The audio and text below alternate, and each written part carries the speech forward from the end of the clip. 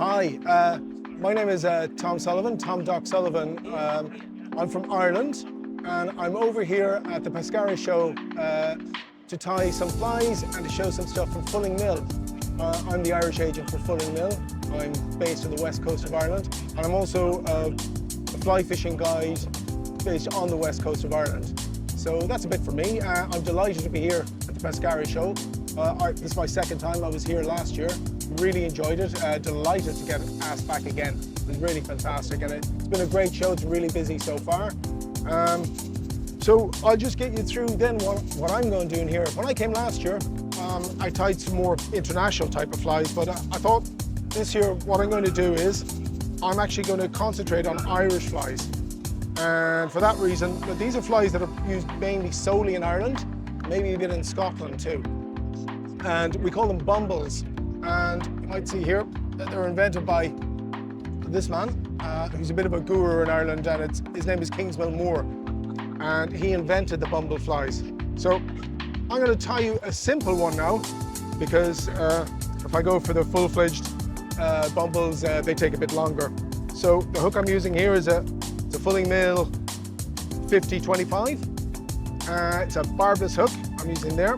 And so I'm going to tie this, and it's called a Burkinshaw Bumble, and on a size 12 hook. Okay, so start off here. Tie it. Now, if you are ever tying bumbles, this is a quite simple one to go and start with. You're not using the J feathers, which I'll show you here, which are on other ones, and they're quite difficult. Take a bit of practice to get on, but so I'm just going to go for fairly standard, simple one. So I'm going to put a tail and a rib on this flyer. The rib is oval gold tinsel, and in she goes there. So a lot of our fishing in Ireland, particularly where myself, Tom, and Jackie, my colleague here, Jackie Mahan, we do a lot of our fishing from boats, which is very unique to Ireland. It's a type of fishing we call loch-style fishing. We have a lot of lakes in Ireland, so this type of fishing is done mainly, as I said, loch-style from boats. It's done a bit in Scotland too. The main thing about this then was we have a lot of different style of patterns that are just used solely for this style, and a lot of it is wet fly fishing. Now, we fish dries and nymphs too from the boat, as you would in all other parts of the world, but because we do a lot of wet fly fishing from a boat, we've sort of stuck with our own style of patterns. And as I said, this bumble is one. So I've put in the rib on this, and that is oval gold tinsel. And then the tail I'm going to use is a golden pheasant crest. Okay, so I'll line this up, and it's going to be about the length of the shank of the hook. So that's it. So I've lined that up there, tie it in, do a thing that we call the pinch and loop. And in she goes, 2 turns, 3 turns, just double check, keep it on top, bit long. Yeah, I'm happy there now.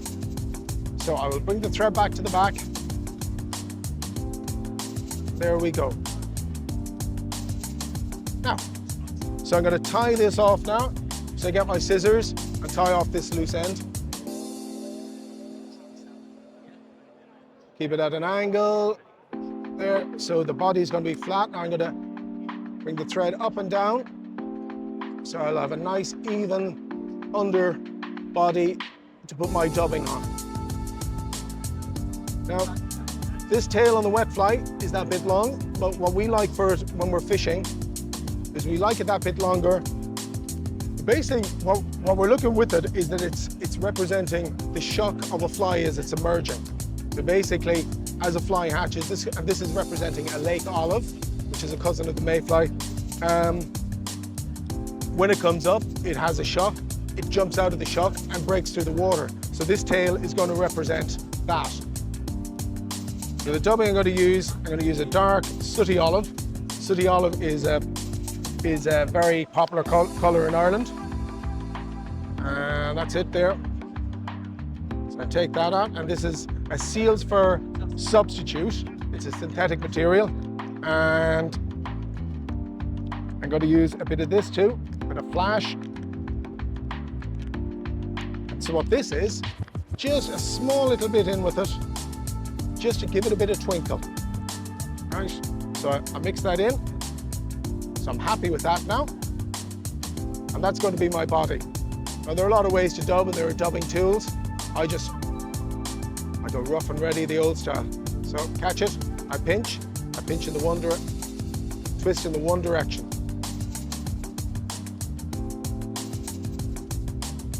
That's it. Now I've used a red thread on this because sometimes at the back I like loose turns and the red shows in under them out from the dubbing. You don't have to, it's not crucial to use red, you can use a standard black. I just like the red on it. I'm happy with that dubbing rope now. So I build my body up, cigar shape up towards the top. You see that little bit of red sticks out and under the red thread? I actually like that. Yeah.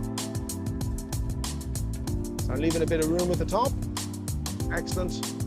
Okay, now at the moment that looks very glistery, even with the small amount I put in. But by the time I put the body hackle over it, it'll only be peeking out and under it.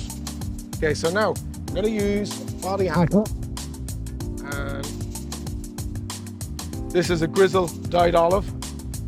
One of those. Happy with the length, that's good.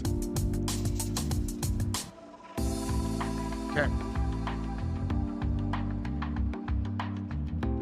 Now, take a bit away the bit that's dry, gonna cut that off. Now, the whole trick about the bumbles, and when Kingsmill Moore was starting this, was he wanted the hackle to be palmered back towards the end, and this is the whole idea of it. Now, as you get into the more elaborate types of bumbles, generally there's two hackles in them, okay? But as I said, I've kept with a simple one here now, so I secure that in at the top. Happy with that. Stalk, so I can cut that stalk off easily. And my rule of thumb, I tie a lot of bumbles, always do 1 or 2 turns at the top before I go down. That's 2 turns. And then I'm looking at about 4 turns towards the butt of the fly.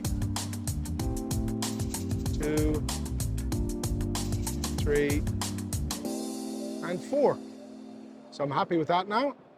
So I take my ribbing, and 1 turn has that secured, so I can let go of the hackle then. And same number of turns of the tinsel up, about 4, sometimes maybe 5. You don't have to, I mean, I get this a lot. I mean, how many turns exactly? I mean, can a fish differentiate between 4 and 5 turns? I don't know. I think if you do too many turns, you're just clogging the fly up with the tinsel, and that doesn't let the other fibers shine out through. So that's be the only reason I would say not to do too many. Okay, I'm up towards the top there. So that's it. Tied off the tinsel through the top. That tinsel has secured that body hackle in now. Okay, 2 turns. Just go 1 more. Be sure. That's it. Okay, with the long saddle hackles, I don't have to cut it. Quick. There, and that's away. That down, and then I will cut the tinsel. Then tight. Blades away from the rest of the fibers. That's it. Okay, so a few fibers sticking out there. Just push it back. Okay, this Burkinshaw Bumble is beginning to look good. Now, so as I said, a lot of the bumbles use the J feathers at the top of them. Not all of them, but primarily you've got to have a softer hackle over the cock hackle of the body. And the idea of this is that it will pulsate over the stiffer hackles. So this is a hen cape. It's chocolate. And as I said, I want to go for a feather that's slightly longer than the body palmer hackle. I think I'll check that one. Yeah, I'm happy with that. Okay, so I strip the sides off.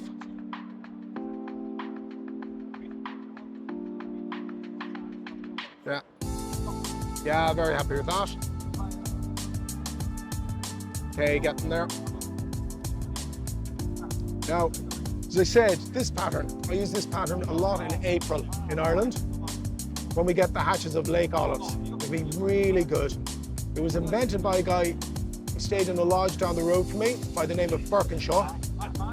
And so hence it became known as the Burkinshaw Bumble. Tie that in. That wasn't great, hold on now. That's it. Okay. And under there.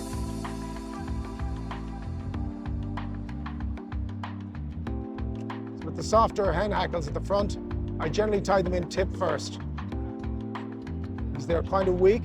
So once you have the first couple of turns in, the stalk becomes stronger, it's less likely to break. So clear up that, one turn. So I use my hackle pliers.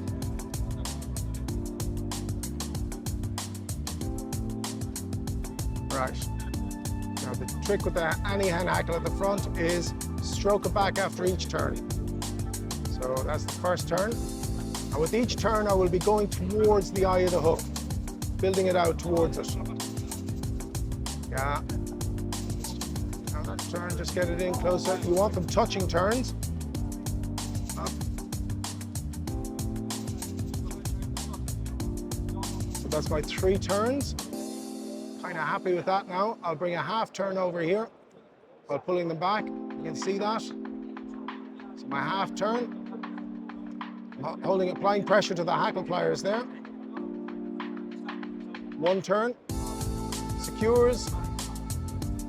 Second turn, tightens. In close in. Okay, nearly there now. Another turn for sure. Now there's a few stray fibers there. Sometimes you can just moisten your fingertips. You don't have to moisten them all the time. Pull them back. You want them all stroking backwards. That's it, about 3 or 4 turns there. I'm happy with that. Now, because I've used red thread on this, I'm just going to build up an extra couple of turns. I like the red. Sometimes I just think it can act as a bit of an attractor on it. Yeah, kind of happy with that now. As I said there about the glister, you're only seeing a little bit now. Once that saddle hackle, the palmered hackle has gone up through it, you know, it didn't look as garish as it did first off. So out comes the whip finish. From there, 4 turns. So this is more or less a simple bumble, but deadly nonetheless. I mean, got a hell of a lot of fish there, and you are representing a fly with this, even though it doesn't look like it. Like, it doesn't look like an exact representation. But you got to remember, on the lakes, when a fly is hatching up through the waves, it's kind of bursting out. This really represents it. And that flailing tail is the shuck.